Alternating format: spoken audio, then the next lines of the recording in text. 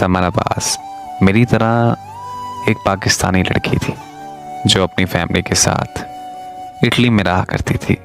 वो भी मेरी तरह पाकिस्तान में रहने वाले एक लड़के से मोहब्बत करती थी और उसी लड़के से शादी भी करना चाहती थी, मगर समन अब्बास के घर वाले उसकी शादी उसके कज़न के साथ करना चाहते थे।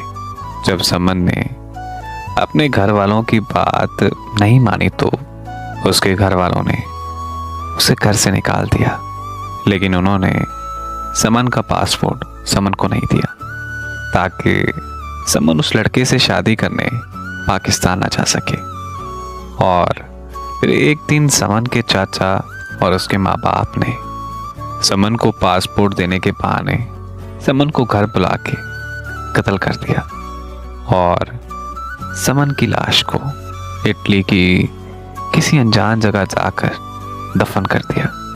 जब तक इटलियन पुलिस को समन के कत्ल के बारे में पता चला, तब तक समन के घर वाले पाकिस्तान जा चुके थे और समन के कत्ल की खबर पूरी दुनिया में आग की तरह फैल चुकी थी। इटली जैसे तरक्की याफ्ता मुल्क में समन का कत्ल हो जाना इटलियन गवर्नमेंट के लिए एक बहुत बड़ी बदनामी का सबब था। इटली के हालात बहुत ख़राब हो चुके थे। इटली की आवाम सड़कों पर एहतजाज करने के लिए निकल आई।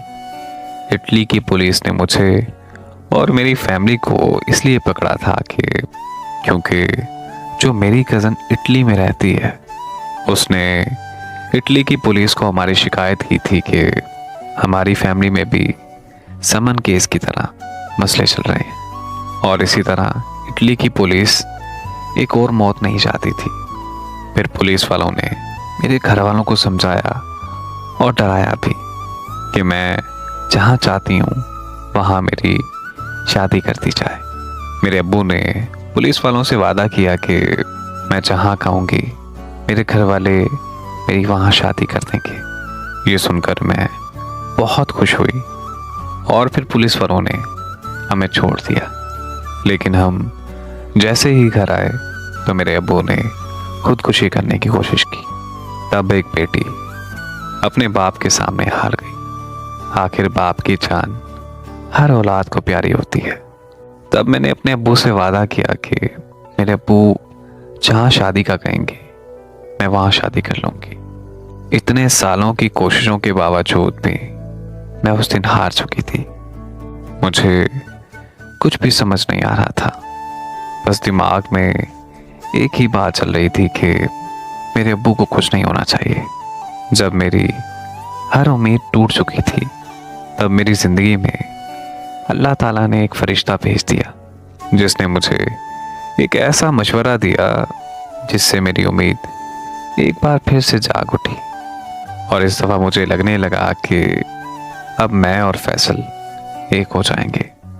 जिस इंसान के मशवरे की वजह से मेरी उम्मीद फिर से जाग उठी और मुझे लगने लगा था कि फैसल और मैं अब एक हो जाएंगे, वो कोई और नहीं बल्कि इसी हसीब सलीम चैनल की कहानियों का मुसन्निफ हसीब सलीम है।